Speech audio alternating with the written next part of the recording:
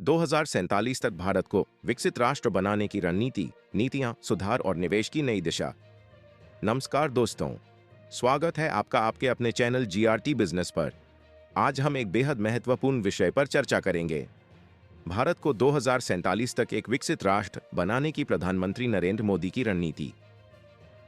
हाल ही में प्रधानमंत्री ने स्वतंत्रता दिवस के मौके पर लाल किले से देश को संबोधित करते हुए कई महत्वपूर्ण नीतियों और सुधारों की बात की, जो भारत को 2047 तक विकसित राष्ट्र बनाने में मददगार साबित होंगी। तो चलिए जानते हैं कैसे ये सुधार और नीतियां भारत के विकास में क्रांतिकारी साबित हो सकती हैं। भारत में निवेश की बढ़ती रुचि। प्रधानमंत्री मोदी ने अपने भाषण में कहा कि दुनिया अब भारत में निवेश करने को बेकरार है। ये बदलाव भारत की तेजी से बढ़ती अर्थव्यवस्था, सुधारों की दिशा और मजबूत नीतियों का नतीजा है।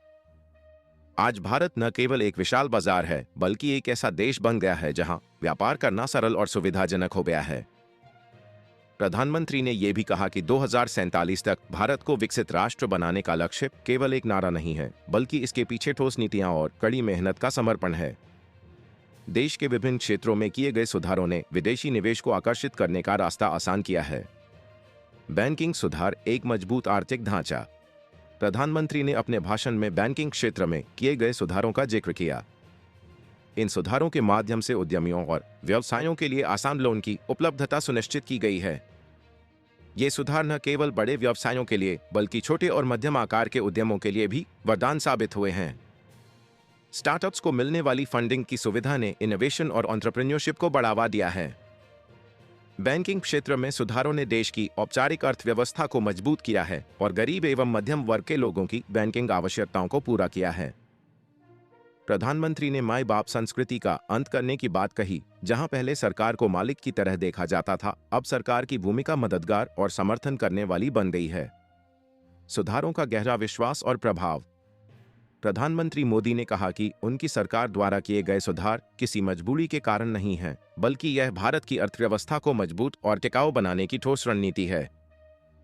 उन्होंने 1991 के आर्थिक सुधारों से तुलना करते हुए कहा कि यह सुधार किसी संकट की वजह से नहीं किए जा रहे हैं, बल्कि ये देश की आर्थिक प्रगति और वृद्धि के लिए आवश्यक हैं। प्रधानमंत्री ने कहा कि यह सुधार किसी राजनीतिक मजबूरी या दनित के तहत नहीं किए जा रहे हैं। ये राष्ट्र के हित को सर्वोपरि रखते हुए किए गए सुधार हैं, जिनका उद्देश्य भारत को विश्व स्तर पर एक मजबूत आर्थिक शक्ति बनाना है। उद्यमिता और स्टार्टअप्स को प्रोत्साहन। भारत अब स्टार्टअप्स का एक हब बन चुका है और यह मुमकिन हुआ है बैंकिंग सुधारों और आसान लोन की उपलब्धता के कारण। अब छोटे और मध्यम स्तर के उद्यमियों को भी बैंक से सस्ती दरों पर लोन प्राप्त हो रहे हैं। इससे न केवल उन्हें अपने व्यापार को बढ़ाने का अवसर मिल रहा है, बल्कि वे नए रोजगार भी सृजित कर रहे हैं। मोदी ने बताया कि भारत अब मोबाइल फोन इंपोर्टर से एक्सपोर्टर बन गया है।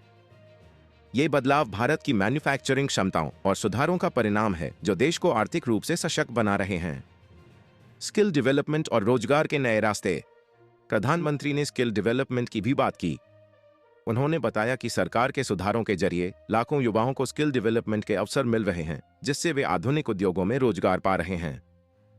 भारत में स्किल डेवलपमेंट और तकनीकी शिक्षा को बढ़ावा देने के लिए अनेक कार्यक्रम चलाए जा रहे हैं। सरकार के ये सुधार देश के युवाओं की आकांक्षाओं को पूरा करने में सहायक हैं, जिससे देश के आर्थिक विकास में तेजी आ रही है। प्रधानमंत्री ने इसे भारत के लिए स्वर्ण युग बताया, जहां रोजगार के नए अवसर खुल रहे हैं और लोग अपनी क्षमताओं को साबित कर रहे हैं। हरित हाइड्रोजन और ऊर्जा क्षेत्र में बदलाव। प्रधानमंत्री ने अपने भाषण में ऊर्जा क्षेत्र में किए जा रहे सुधारों का भी जिक्र किया।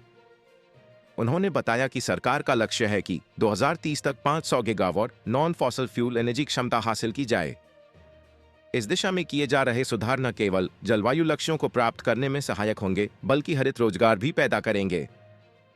प्रधानमंत्री ने हरित हाइड्रोजन उत्पादन की बात भी की, जिस देश की ऊर्जा क्रांति का महत्वपूर्ण हिस्सा माना जा रहा है।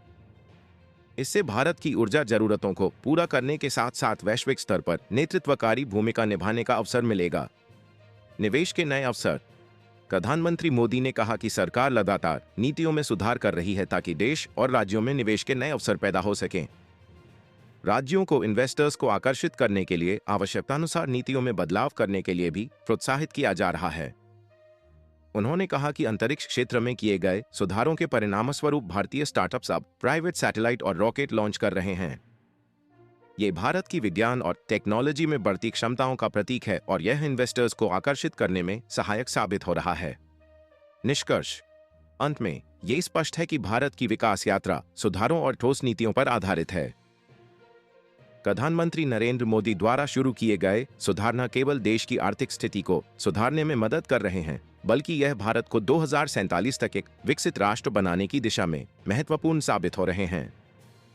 इन नीतियों से भारत न केवल विश्व स्तर पर आर्थिक महाशक्ति बनेगा, बल्कि देश के हर नागरिक को इसका लाभ मिलेगा। 2047 तक विकसित भारत का सपना अब साकार होने की ओर अग्रसर है और इसमें हर भारतीय का योगदान अहम होगा।